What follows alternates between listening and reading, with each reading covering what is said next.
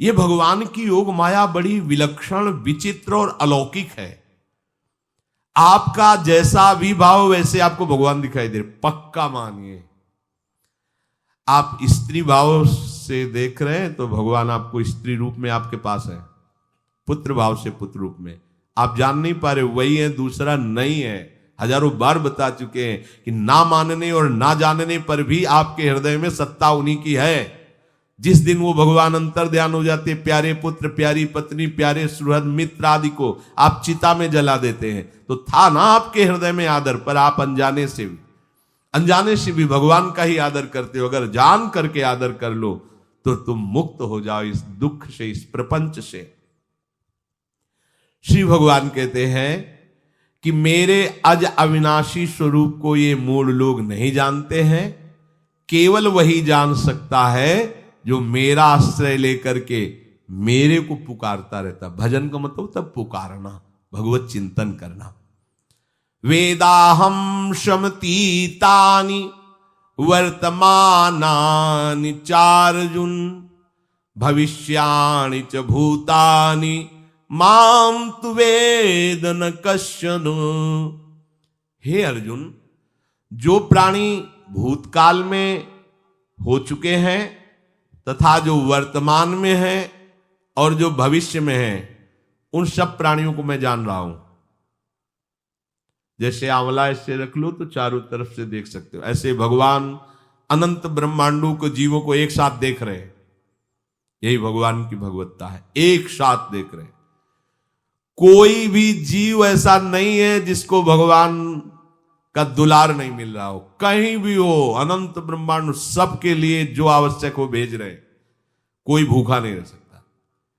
एक बार वीर शिवाजी समर्थ गुरु श्री रामदास स्वामी जी के पास गए और कहा कि स्वामी जी अकाल पड़ा हुआ है, तो हमने सारा का सारा खजाना खोल दिया और सबको पवाया।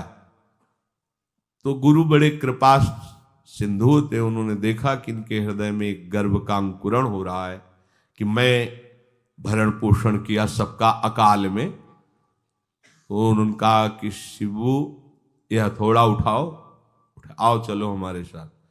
एक बड़ा पत्थर का, इसे तोड़ो। मारा, जेवी तोड़ा, हटाया तो नीचे मिट्टी में दबा हुआ स्वस्थ में ढके कैसा, बिल्कुल। बोले इसको किसने दिया? देखो ना कितना स्वस्थ है, पुष्ट है। इसको कौन आहार दे रहा है? इसको कौन प्राण पोषण कर रहा है? बोले भगवान। तो बोले तुम कैसे दाता बन गए?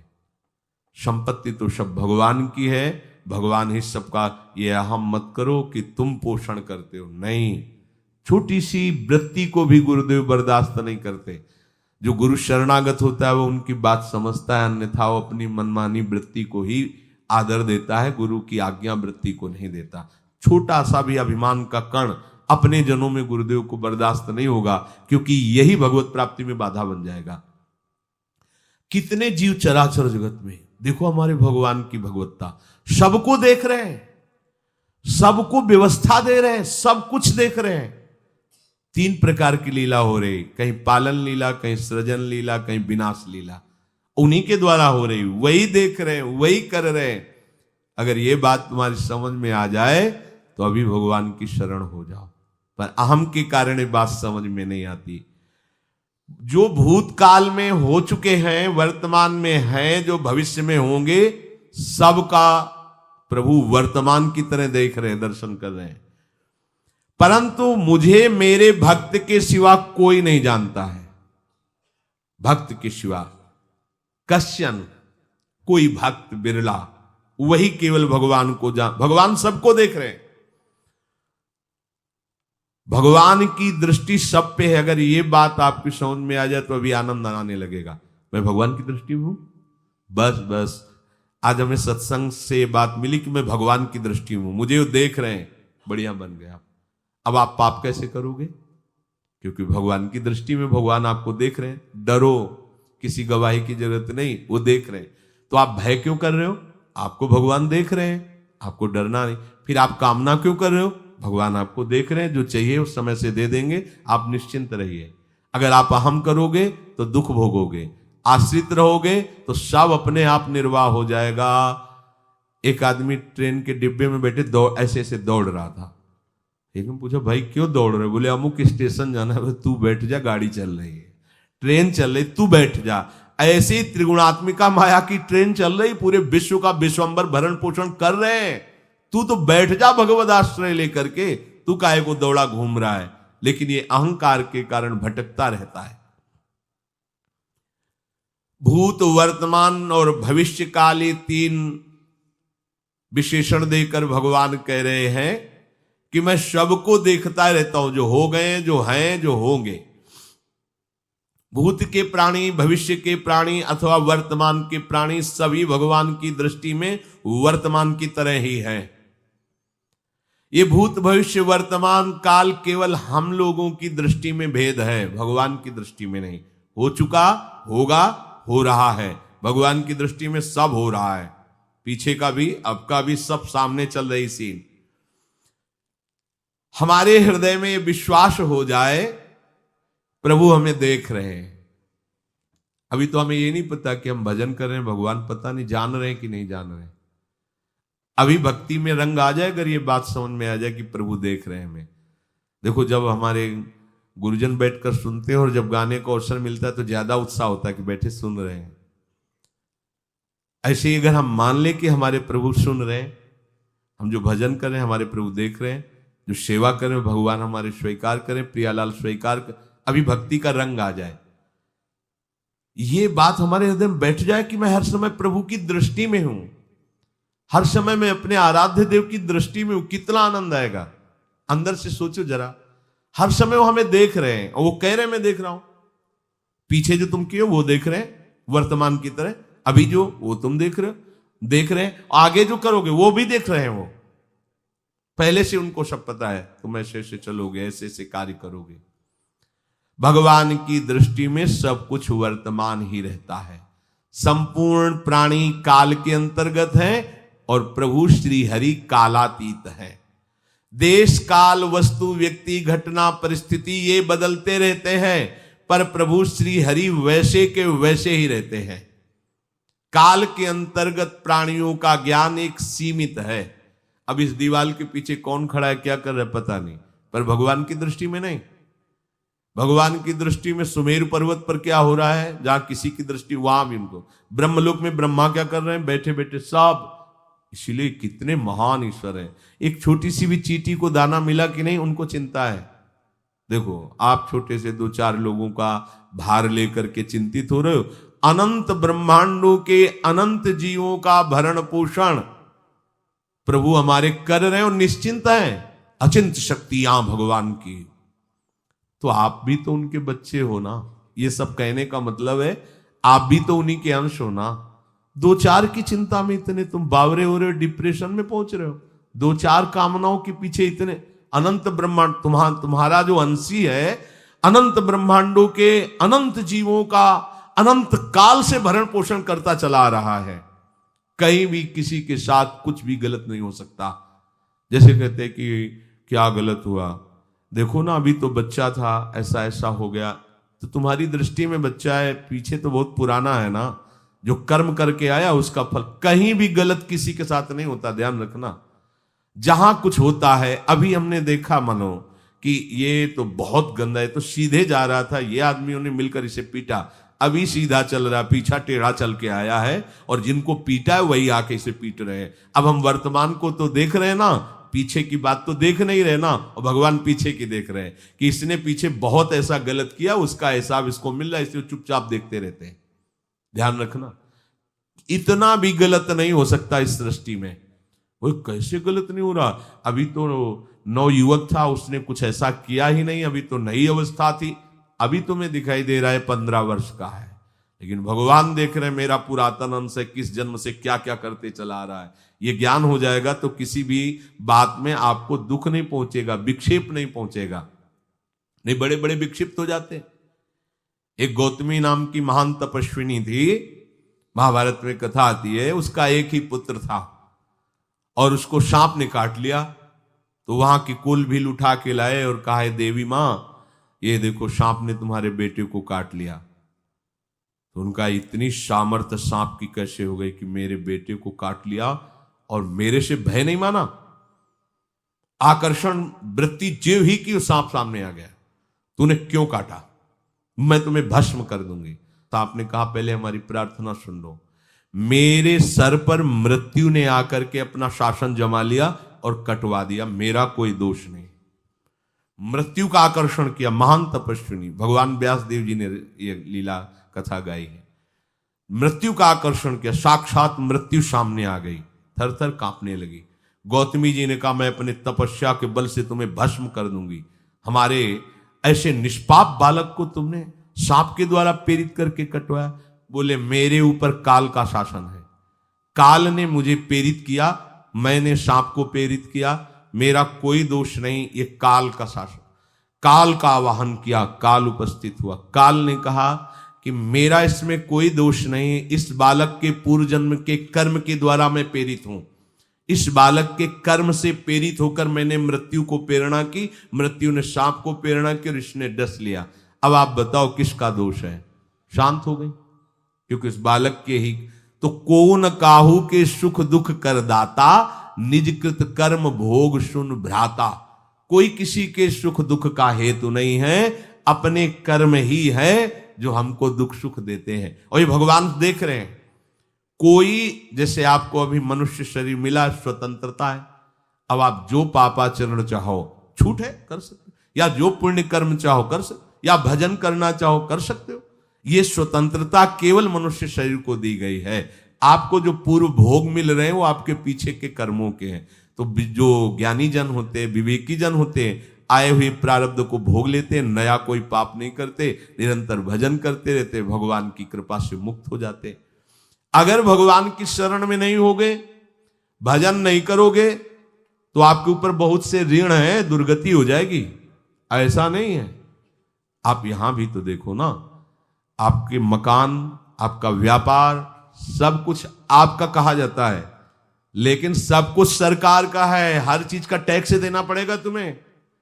पानी का भी टैक्स देना पड़ेगा, मकान का भी टैक्स देना पड़ेगा, और तुम भी जो करोगे वो पैसा दो सरकार को। टैक्स तुम ऐसे फ्री थोड़ी जा नहीं होता, देना पड़ता है ना। आप मान लो नौकरी कर रहे हो कि हमारी नौकरी करे, तो उसमें सरकारी टैक्स कटेगा आपका, क्योंकि आप सरकारी आदमी हो, भारत देश के वासी हो। ऐसे ही ये टैक्स लगे हुए हैं सरकारी भी, मातृ ऋण, पितृ ऋण, ऋषि ऋण, ये टैक्स है।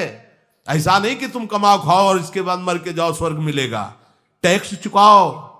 ये मनुष्य शरीर मिला, इन ऋणों से मुक्त हो। अगर नहीं हुए तो भी तुम्हें दुर्गति होगी। आप देखो, जब कभी ऐसी सूचना मिलती कि अमुक आदमी का अमुक धन पकड़ा गया, तो इनाम दिया जाता है क्या कि इतना कमा लिया? सजा दी जाती है।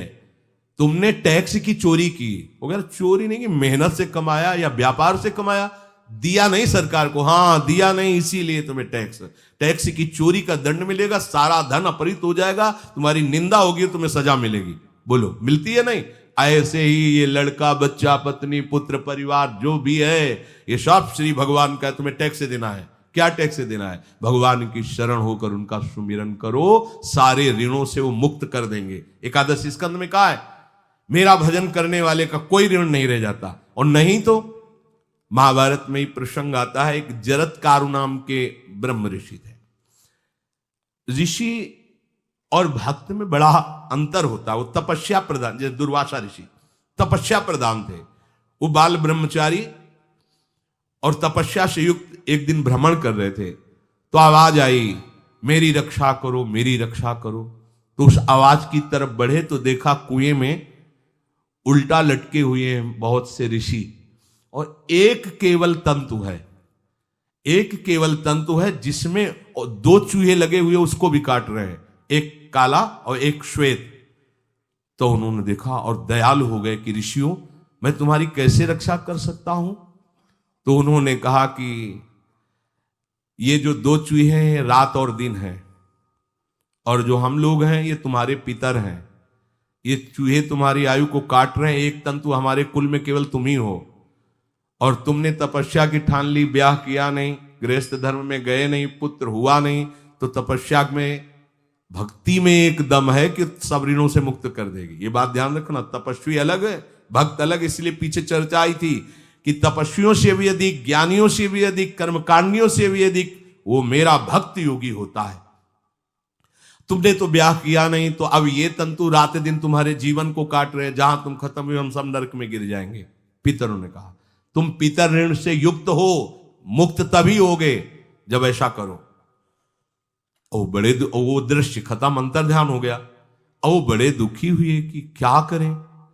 तो उन्होंने मन में निश्चय किया कि एक ब्याह तो करूंगा पितरों के उद्धार के लिए। इतने बड़े तपस्वी हैं जरत्कारु जी, बड़ी महिमा है। लेकिन बात यहां फंस गई, पितृ। उन्होंने मन में निश्चय किया कि कोई आके अपनी कन्या दे दे और उसका भी नाम जरत्कारु हो। मैं बिल्कुल भरण पोषण नहीं करूंगा और कभी हमसे कोई प्रश्न ना करे। ऐसी अगर कोई कन्या देगा तो मैं स्वीकार कर लूंगा। अब ऐसे ना नगर जाना है ना किसी से बात करनी, तो वृक्षों से कहते अपने पितरों के उद्धार के लिए मैं चाहता हूं कि कोई पाणी ग्रहण संस्कार करा दे, कोई हमारे नाम की कन्या को दे दे, और ऐसा ऐसा व्रत है। ऐसा ही बोल रहे थे, वासुकी नाग उपस्थित हो गए और उनकी बहन का भी नाम जरत्कारु था। उन्होंने कहा सुनिए महाराज, मैं नागराज वासुकी हूं, सब देव रूप में, कोई ऐसे नहीं सांप वैसे बने, देव रूप। और सुंदर कन्या जरत्कारु। बोले ये कन्या मैं आपको समर्पित करता हूं, हमारा सौभाग्य होगा आप जैसा महर्षि हमारी बहन का पति बने। इसका भी नाम जरत्कारु है और आपकी जो इच्छा है कि मैं भरण पोषण नहीं करूंगा तो मेरे पास संपूर्ण वैभव है, आप भी पधारिए, मैं आपका भी भरण पोषण करूंगा, अपनी बहन का भी। तीसरी बात, मेरी बहन इतनी शास्त्र सम्मत आराधना से युक्त है कि वो कभी आपसे प्रश्न ही नहीं करेगी, तो उनका स्वीकार है। प्रसन्न हुए, चले गए। काफी समय तक उनके महल में रहे। एक दिन जरत्कारु अपनी जरत्कारु पत्नी की गोद में सर रख कर ऐसे लेटे हुए थे, सो गए। और शास्त्रज्ञ थी, संध्या का काल था। संध्या काल में निषेध है मैथुन करना, भोजन करना और स्वाध्याय करना। ये सब संध्या काल में बस भगवत स्मरण प्राण लोकवत। लेकिन हमारे यहाँ महारानी जी की संध्या आरती और संध्या भोग लगने के बाद ये, इसीलिए वृंदावन धाम इसका कहीं भी ये वेदान्नपि संन्यस्त, वेदों से भी ऊपर उठी हुई रसमयी रसोपासना है। प्रियालाल की महल है। ये जगत सिद्धांत नहीं है, ये जगदीश का भी सिद्धांत नहीं है, ये प्रेम सिद्धांत है। वृंदावन नित्य विहार रस है, इसलिए इसको बीच में बता देते हैं कहेंगे दूसरे को तो। और यहाँ शाम के तो भोग ही लगता है, गान बजान होता है, बकाया सिद्धांत है। आंख मूंद करके या तो गायत्री जप या जो गुरु मंत्र चुपचाप शांत भाव से जपे, ऐसा। अब वो इस चिंता में थे कि मेरे पति का धर्म जा रहा है और मैंने आज तक कुछ बोला नहीं अपने पति से। अगर बोलती हूं तो हो सकता है ये नाराज हो जाए और छोड़कर चले जाए। अगर मुझे छोड़ देते हैं और इनका धर्म बचता है तो ये ठीक बात रहेगी। कितनी विवेकवान है। अगर ये सोते रह गए और सूर्य अस्ताचल को चले गए तो इनका धर्म लोप हो जाएगा। ये मैं होने नहीं दूंगी, अपने पति का धर्म लोप नहीं होने। और वो उस समय भी केवल एक लंगोटी लगा के रहते थे, अस्थिमात्र हो रहे शरीर। वहां भी ऐसा नहीं कि दूल्हा बन करके सज, नहीं, वैसे ही केवल पितरों की तृप्ति के लिए उन्होंने बात स्वीकार की थी। उन्होंने कहा महाराज उठिए, संध्या का समय है, शास्त्र निषेध करता है इस समय सोना नहीं चाहिए, नहीं आपके धर्म का लोप हो जाएगा। महाराज उठिए, सूर्य अस्ताचल को बस पहुंचने ही वाले हैं, उठिए।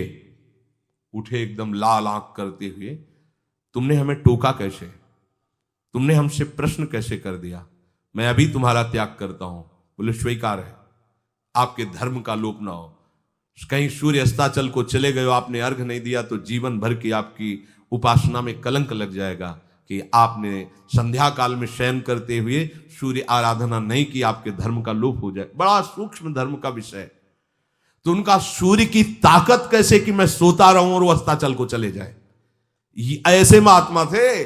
कहा सूर्य की ताकत कैसे, भगवान व्यास देव जी ने लिखा है, किसी कहानी की बात नहीं। सूर्य की सामर्थ्य कैसे है कि मैं अर्घ ना दूं और वो अस्ताचल को चले जाएं, सूर्य तब तक रुके रहते जब तक मैं सोता रहता।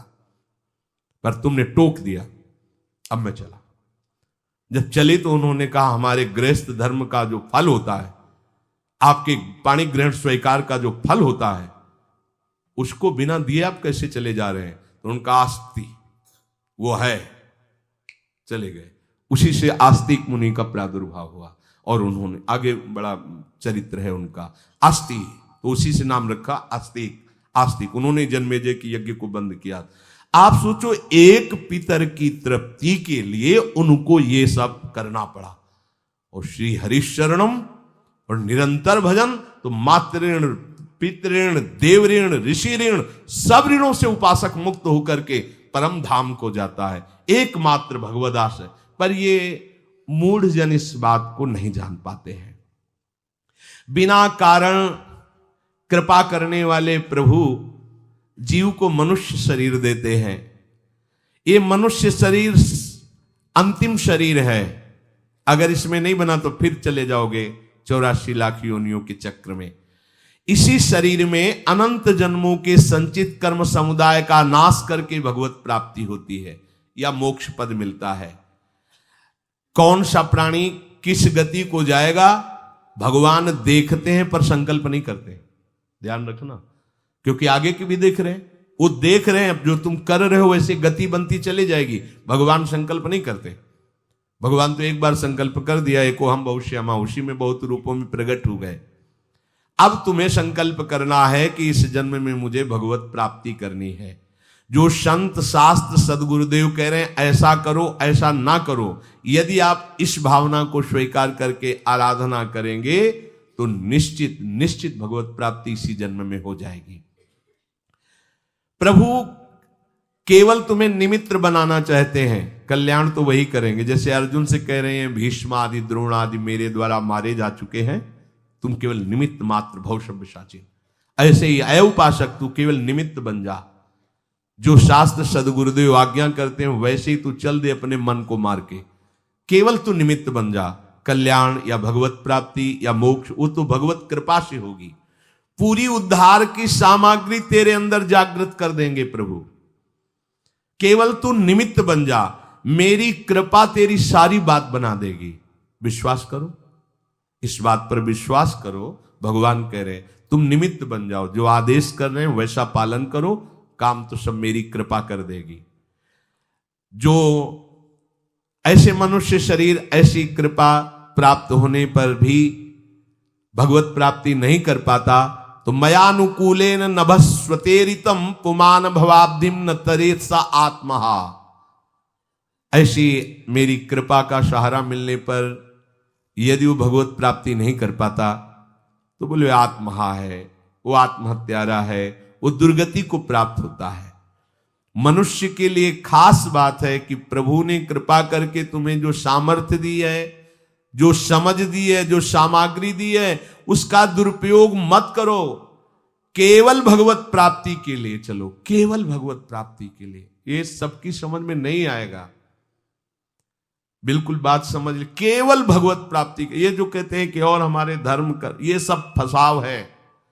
आप गृहस्थ बने रहो, आप व्यापारी बने रहो, पर आप लक्ष्य रखो कि मुझे इस जन्म में भगवत प्राप्ति करनी है। आपका लक्ष्य दृढ़ होगा तो नाम जप चलता रहेगा, संसार का कोई विकार आपको परास्त नहीं करेगा। अगर आपने ऐसा अटल निश्चय कर लिया तो तुम्हें जो भगवत सामर्थ्य मिली उसका तुम दुरुपयोग नहीं करोगे।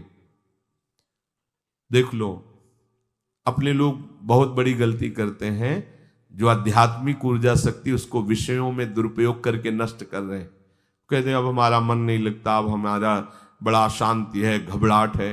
क्यों शांति है, क्यों घबराहट है? जब तक तुम धर्म विरुद्ध नहीं करोगे तो अशांति नहीं हो सकती, भय नहीं लग सकता, विषाद नहीं हो सकता, क्लेश नहीं हो सकता। लिख लो ये बात। किसी को भी कभी भी भय महसूस हो रहा है, अशांति महसूस हो रही, घबराहट महसूस हो रही, आप भगवत प्रदत्त शक्ति का दुरुपयोग कर रहे हैं, समय का दुरुपयोग कर रहे हैं, सामग्री का दुरुपयोग कर रहे हैं, अर्थात कोई न कोई अधर्म आचरण कर रहे हैं। अब भी आपको उपाय बता देते हैं। यदि तुम्हारा मन जलन पैदा कर रहा है तो भगवान से हाथ जोड़कर कहो कि हे नाथ, मेरे से अब तक जो गलतियां हुई हैं उन्हें क्षमा कर दो आगे मैं गलती नहीं करूंगा आपके बल से, आपके बल से। ये भी ध्यान रखो, आपके बल से, अपने बल से नहीं, आपके बल से। हे नाथ, ऐसा मुझे बल दो जिससे कभी मैं आपके और गुरुदेव के विपरीत न चलूं। अगर कोई हमसे गलती हो जाए तो मुझे तत्काल दंड दे देना, क्षमा मत करना। आगे ये बहुत बढ़िया बात है। अगर हमको क्षमा कर दिया जाएगा तो हमारे मन को उत्साह बढ़ जाएगा फिर गलती करने का। अगर दंड दे दिया जाए तो मन डर जाएगा। इसीलिए प्रार्थना में ये भी कहना चाहिए, पर हिम्मत नहीं पड़ेगी, क्योंकि मन को बहुत दुलार करते हैं ना, कि प्रभु मेरे से जो गलती हुई उसे मुझे दंड दे दो, मैं क्षमा नहीं चाहता। क्योंकि हम देखते हैं जब हम क्षमा कर देते हैं तो उसका उत्साह बढ़ जाता है मन का और गलत करने का। प्रभु इसे क्षमा मत करो, इसे दंड दो। एक बार इसकी भरपूर बेइज्जती होनी चाहिए। जब इसको सब देखेंगे, हाँ ये, तो अपने आप ही मन सही रास्ते में आ जाएगा। प्रभु आप क्षमा कर देते और बात गुप्त रहती है तो इसको बढ़ावा और मिल जाता है और पापाचरण कर, क्योंकि ये दुष्ट है ना। अगर साधु हो तो बचत हो जाए कि देखो प्रभु ने इस गलती को छुपा दिया और कोई जाना भी नहीं और क्षमा भी कर दिया, अब मैं आगे से बिल्कुल नहीं करूंगा। ये दुष्ट है ना, ये ऐसा नहीं करता। क्षमा हो गई तो उसको लगता है आगे भी क्षमा हो जाएगी, चुपचाप चलो मनोरंजन करते हैं। नहीं प्रभु मुझे दंड दीजिए, जैसे कुंती जी कहती मुझे विपत्ति दीजिए। ऐसे उत्तम भक्त वही है। हे नाथ, आज तक जो गलतियां हुई क्षमा कीजिए, आगे गलतियां नहीं होंगी, ये मैं आपके बल से कह रहा हूं। प्रभु यदि मेरे से चूक हो जाए तो आप क्षमा मत करना, मुझे दंड देना, जिससे मेरा सुधार हो जाए, मैं आपके अनुकूल चलने लगूं। मनुष्य की असमर्थ दो तरह से होती है। एक असमर्थ कि वो कर ही नहीं सकता। जैसे किसी से कहा जाए कि तुम ये मकान उठा करके वहां रख दो, तो कर ही नहीं सकता। ऐसी सामर्थ्य जो आप में करने के लिए भगवान कभी आदेश ही नहीं देंगे, ध्यान रखना। एक बात ध्यान दीजिए, कोई भी ऐसी भगवद आज्ञा या गुरु आज्ञा नहीं होती जो आप नहीं कर सकते। आप जो कर सकते हैं वही आज्ञा होती है। दूसरी असमर्थ ये होती है कि करना चाहता हूं, समय भी है, पर पता नहीं कोई अंदर से करने नहीं देता। भजन करना चाहता हूं, ब्रह्मचर्य से रहना चाहता हूं, और अनुकूल कृपा भी है, सत्संग मिल रहा है, धाम बात सब, पर कोई हमारे ऊपर सवार हो जाता है और हमसे ऐसा करवा लेता है। यह है प्रमाद, यह है मूढ़ता। यह साधक को नष्ट कर देती है। दो प्रकार की असमर्थता की बात हुई। एक ये कि भाई हम असमर्थ हैं, कहा गया कि इस मकान को वहां उठा के रख दो, नहीं रख सकते, तो ऐसा आदेश ही भगवान और गुरुदेव का होता नहीं होगा। और अगर आदेश हो गया है तो आप उठा के देख लेना, आप उठा लोगे। अगर आपको यह ध्यान रहा कि गुरुदेव की आज्ञा है, हरि की आज्ञा है, हो जाएगा। हम कई बार आपको कहा है, अंगद को ऐसे मसल दें, ऐसे वीर थे रावण की सभा में, पर राम प्रताप सुमिरिपन रोपा। इस सभा में कोई बड़ा वीर हो, मेरा पैर उठा दे, राम जी सीता जी हार जाएंगे, वापस चले जाएंगे। ये बात थर्रा देने वाली बात है। घबरा आराध्य देव और माता जानकी दोनों को दांव में लगा दिया, उठा दे कोई पैर, पर उनको भरोसा था कि मैं राम के बल पे कह रहा हूं। राम बल आकर के विराजमान हो गया, कोई नहीं उठा पाया। आखिरी में रावण झुका, मेरे झुकने से, मेरे सामने झुकने से तेरी बात नहीं, तो जो बार बार जिनको मनुष्य कह रहा है उनके चरणों में जा, मैं उनका एक तुच्छ दास हूं। यदि आदेश हो जाए तो घूंसा से सबको मार करके तेरी पत्नियों को बंदी बनाकर और तुझे अभी राम जी के सामने डाल दूं। ये अंगद नहीं बोल रहे थे, ये राम प्रताप बोल रहा था। ऐसे ही यदि आपको आदेश कोई शास्त्र का या गुरु का है तो आप अक्षरशः समझ लीजिए उसमें उनका बल भी है, पर हम लोग उस बल का तिरस्कार कर देते हैं। थोड़ी सी मन की डालकर उसको हल्का किया तो वो बल वापस हो गया। सीधे जो बात मानी जाती है उसमें उनकी कृपा शक्ति होती है, और जो अपनी मन की लगा की जाती है वो साधन होता है। कृपा शक्ति और साधन में अंतर होता है। तो जो हम कर सकते हैं, आदेश है, हम करना भी चाहते हैं और नहीं करते हैं, इसका हमारे अंदर प्रमाद का राज्य है। प्रमाद लोग कहते हैं कि पता नहीं कोई हमारे दिमाग में आके कर जाता है, हाँ भूत आता है भूत। अब ऐसे लोगों को बावरा कहते हैं। अब इनको ऐसी जगह पहुंच जाए जहां सही निर्णय नहीं होता और ये कर देना वो कर देंगे। उनको लगता है कोई है, बोले है ऊपरी चक्कर है, अल्ले ऊपरी चक्कर हो, घूम रहे हैं पागल बने, ऊपरी चक्कर कुछ नहीं, ऊपरी चक्कर नहीं भीतरी चक्कर है। ये भीतर का तुम्हारा वासनात्मक प्रपंच ही तुम्हें नचा रहा है। विवेक का जागरण करो। किसी की अरे प्यारे तुम हरि के अंश हो। स्मशान में रात्रियां व्यतीत हुई, स्मशान में गंगा के किनारे भूतों के बीच में, कोई भी नहीं, कुछ नहीं। सीम की चाप सके को तासु बड़ रखवार रमापति जासु। अकेले, न युवक अवस्था, कोई साथ देने वाला नहीं, अंधेरा, कोई टार्च नहीं, कोई व्यवस्था नहीं। हर समय एक अपार आनंद, भगवदा आनंद। कोई भय छू सकता है?